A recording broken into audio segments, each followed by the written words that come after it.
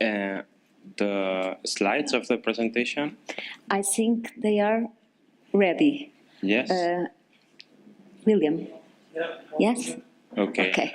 I have to say that I've changed a little bit the title of the presentation to reflect more the content, because the initial proposal was a few months ago.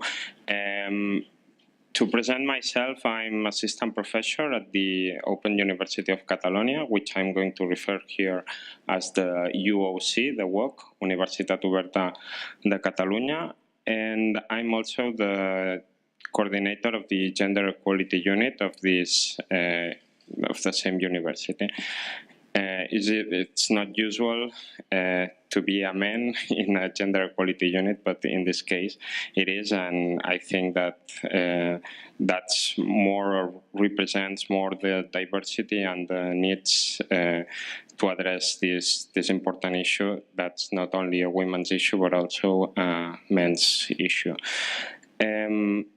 To start with the presentation, these are the points I will it's this. Okay, these are the points I will cover in my presentation. First, I will talk about gender indicators as tools for reflecting gender inequalities in society. Then, the importance of developing gender indicators in academic institutions. I will talk about the specific case of the UOC, which is the world's first online university, and the challenge we faced of transforming institutional raw data into gender knowledge, the actions we've taken with regards to gender indicators, and the main challenges we encountered in this process. I think that most of these actions will be shared with most of your universities, and also the challenges we encountered. So I will be very interested in knowing how you faced them and how you addressed them, and what can we do to surpass or to face this problem. Okay, first, according to the international literature, gender indicators have some characteristics. First, they reflect gender issues, which is very important, and it's important to establish a difference between disaggregating data by sex and reflecting gender issues. They can be quantitative, that is disaggregation by sex, or qualitative, that is referred to women's and men's experiences and views, as well as other forms of qualitative information, as I will show in the next slides. They reflect the diversity of women and men, and the data collection methods used take into account stereotypes and social and cultural factors that may induce gender bias in the data. In summary, they are produced to reflect gender roles, relations, and inequalities in society, and this is what differentiates gender indicators from disaggregation, or the mere disaggregation by sex. In the specific context of academic institutions, they are useful for conducting gender audits, as a result of this, identifying gender inequalities, then informing the development of evidence-based gender policies, such as gender equality plans, or other measures such as affirmative action, establishing gender mainstreaming strategies, etc.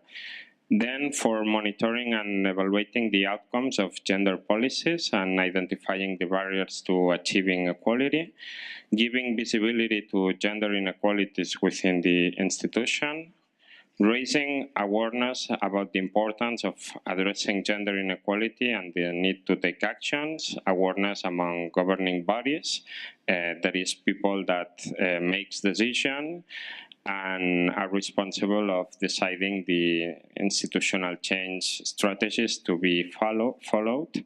And then among the staff, that is those people responsible of supporting the implementation of these strategies. And at the end result of the establishment of a gender indicator strategy will be the promotion of a culture of social accountability and transparency. Okay. Now I will talk about the specific case of our university, which is the world's first online university, created in 1995 and with an educational model based on e-learning. We have a huge number of students, around 54,000, many teaching staff. Some of them are external but collaborate with the university and are part of the university. Many virtual classrooms and a lot of interactions, queries, complaints, etc. So a large volume of quantitative and qualitative data, which, and this is something very important and interesting, these data are automatically stored in the databases, and they, of course, can be crucial for monitoring progress towards gender equality. The main problem is that although having access to this data and automatically storing it in databases is a positive first step, it is not enough, because data per se is not knowledge. As the learning analytics literature states, data alone are not worth, so they have to be contextualized and transformed into gender knowledge. In the bottom of the slide, we see a process which starts with the provision of data. This is the raw data. The data flows into the operationalization and interpretation, and as a result, there is a knowledge flow, which at the end turns data insights into gender action. And this is the main process to transform the data into gender knowledge, and is at the same time the main challenge. So something which is beneficial or can be very beneficial turns into a problem, and I suppose that this is common to many universities, but in our case, we are a small university, everything is very centralized, and despite these benefits, it's still an important problem. And me, as a coordinator of the Gender Equality Unit, I face this problem along the way. So we've taken, given this challenge, we've taken a few actions. First, develop a framework of gender indicators in order to operationalize and interpret the quantitative and qualitative information. This allowed us to define targets and objectives for measuring gender equality in 3 areas: the academic activity, the research activity, and the human resources. I won't present the data because I think it's more important the content or the focus of our indicators than the data. Indicators disaggregated by sex in the academic activities, so the number of students, the mean of credits, the graduation rate, the dropout rate, and another thing that which is very interesting from our university is that all the textbooks are in digital format and are stored in the virtual classroom. So they offer the opportunity to be analyzed in order to detect which topics are, how the gender-related topics are treated, or something which is very specific to the Latin Latin languages, which is the gender marks in the textbook, such how is people described in masculine form or in masculine and feminine form or in generic form. So this data could be easily analyzed, and we are trying how to manage this information. Second, we've developed indicators regarding the research activities, such as how the research teams are composed, the composition of the staff responsible of managing the research, the authorship of the scientific production, the grants, the dissertations supervised, the composition of the committees, and the research teams specialized in gender topics or that partially address gender topics, which is something very difficult to obtain, because there can be generic research teams that part of their projects or specific paper is about gender, but this is something very difficult to identify.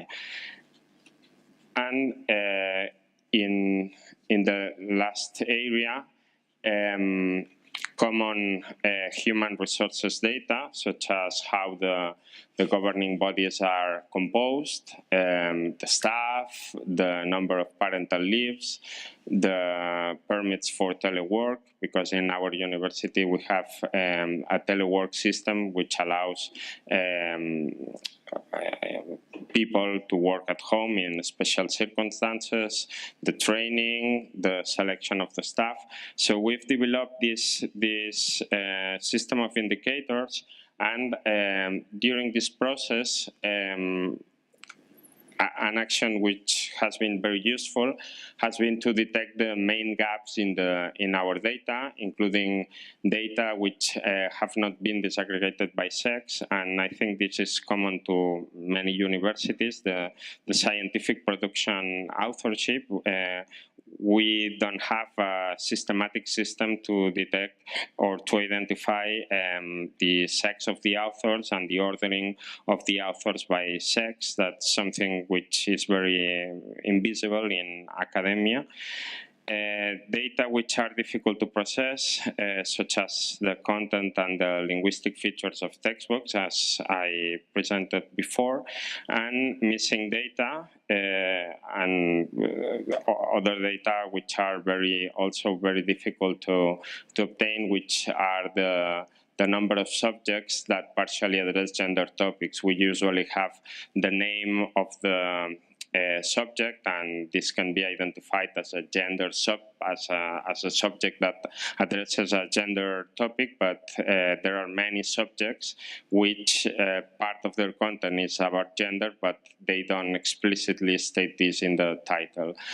So by addressing the existing gaps in the data, that allowed us to improve the current institutional gender information systems, but there's also work to do, but we are in this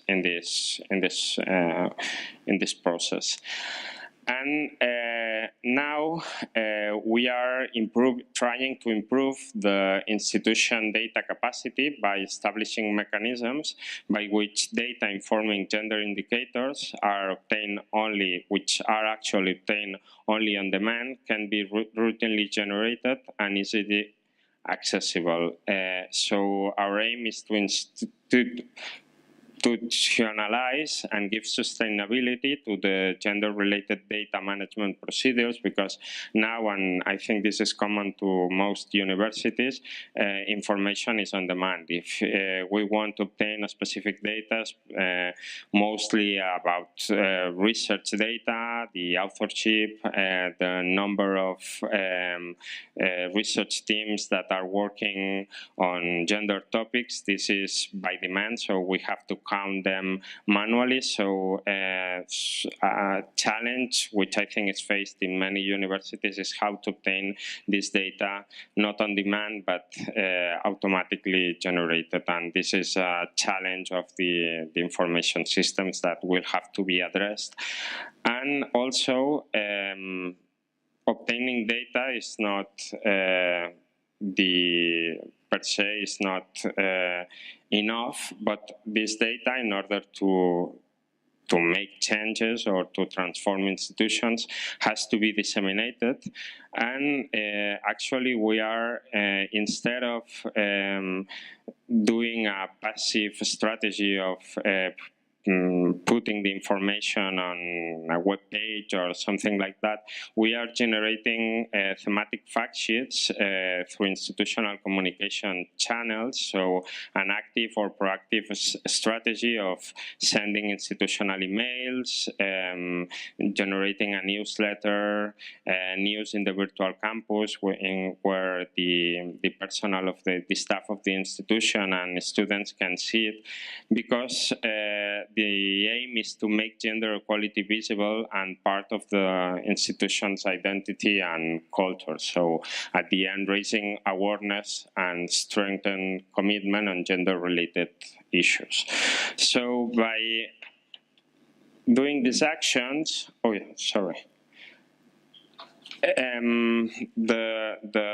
development of indicators, at the beginning of the presentation, I presented a number of reasons why developing gender indicators is important for academic institutions.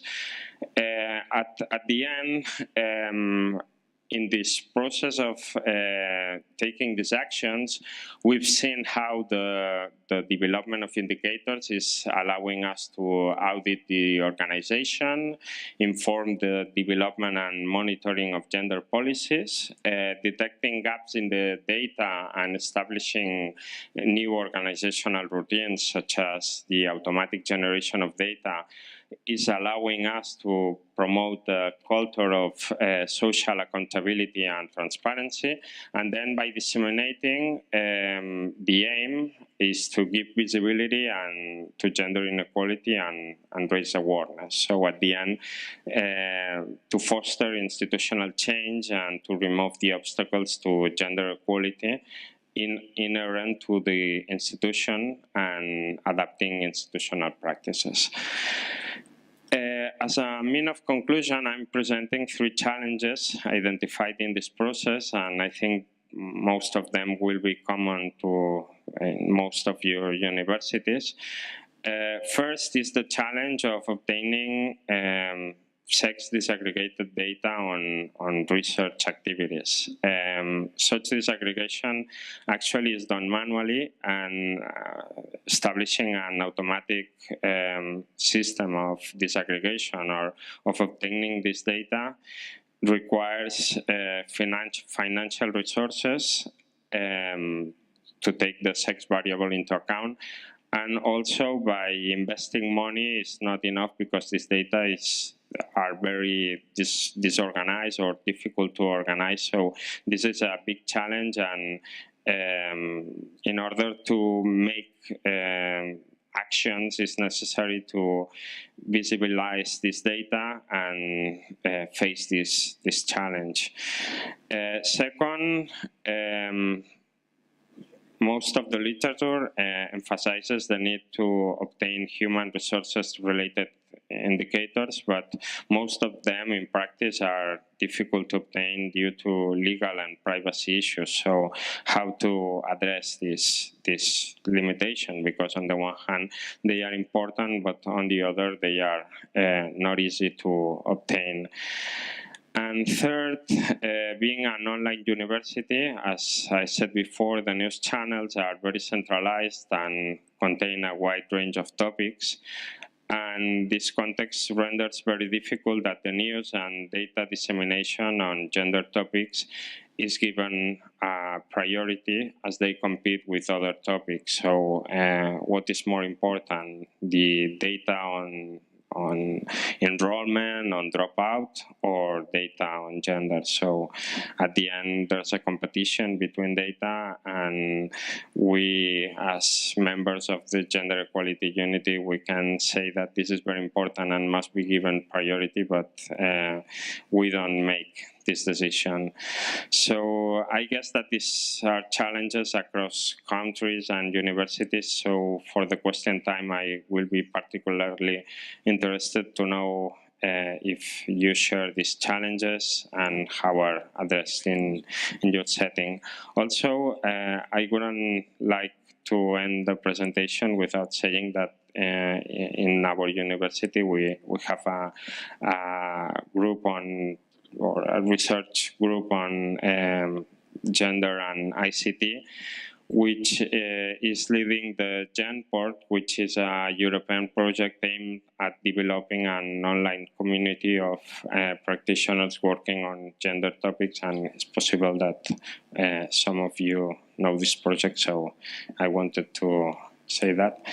So thank you for hearing me, and if you have any questions or if you want to discuss a bit about this issue of how to manage all these problems, because it's in theory when you read the reports from the European community on how to manage these issues in institutions, they are very nice to read, but in practice they are very difficult to put into practice. So thank you.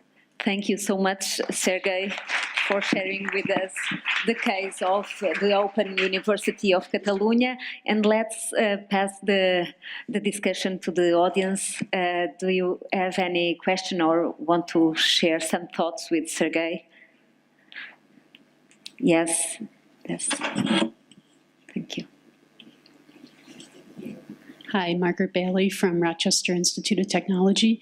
I had a question. I wondered, the dissemination handout or material, do you have that here? No, I don't have an exemplar, but yes, it's focused on specific topics. So for instance, one topic about research, or we're still developing this, but we thought that instead of giving general information or the typical, we, at the end of the gender plan, we elaborate a diagnosis of the different indicators, but we wanted to do thematic fact sheets, so focused on one topic, right, and giving a bit of context about how this topic is addressed in the literature, why is this important to address from a gender perspective, and the data we have on this in our institution. And yes, this is because we thought that by doing this and addressing it thematically would be more interesting and would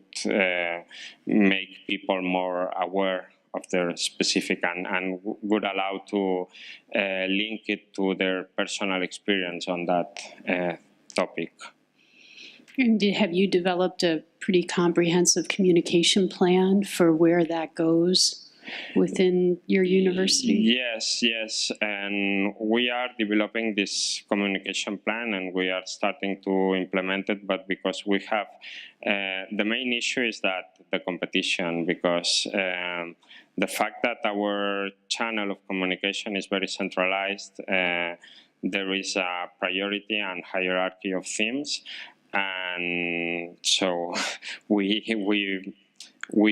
compete and we fight for our topic to be prioritized over others, but at the end you have to share that with the other topics. Right. And also because the students, we have a lot of students, mm-hmm, and the communication is made through email, so they receive many emails in universities that are, in classical universities that are presential or not online. You can play with other type of ways of communicating, so posters or something like that, which are more visible. But in our case, most of the information is given through email, so an email is very easy to delete. Mm-hmm. So that's the main problem. So your intended audience are students and the faculty? Yes, the faculty, but the faculty also receives a lot of emails about the mm-hmm. events, about measures that are implemented, and if they don't feel particularly affected by them, they mm-hmm. delete the email. So it's from from a gender equality unit perspective, it's very difficult to raise awareness, and yes, and a lot of resources are invested into that, a lot of human resources and effort, but it's a little bit frustrating. I wonder, I don't mean to jeopardize the microphone. Has it helped change conversations within the leadership of your institution? Like, is the administration talking about it at all? Yes, and in fact, the gender equality unit depends directly from the vice president. So from one of the vice presidents, and in this sense, yes, there is compromise or interest in this topic. So I think this is important, but also the vice president has also other topics to address. So yes, and I think that this is common to most universities, how make gender visible, how make data on inequality visible, and this is the first step to address this problem. But this is something, when I read about the challenges of gender mainstreaming, I feel it, or I experience them in person. That is to say that gender mainstreaming is very interesting for changing the organizational culture, but at the same time, changing organizational culture takes time, takes a lot of frustration in the process, and at the end it's more easy to implement measures such as positive action than to change the culture, because it's easy to tell a man you have to let a woman sit in your place, but it's not easy to tell them you have to believe that there is an important inequality problem in the institution, so you have to change your mind, because that's something. Changing culture is very difficult, and many actions in our plans are focused in gender equality plans, are oriented towards changing the institutional mind or way of thinking, and it's a little bit frustrating. Thank you. But some things work, but you think bigger sometimes, and at the end you face the reality. Thank you so much. I don't know if is there anybody else to ask a question. Maybe we can move on. Thank you so much, Sergi. And finally, thank you. Finally, we have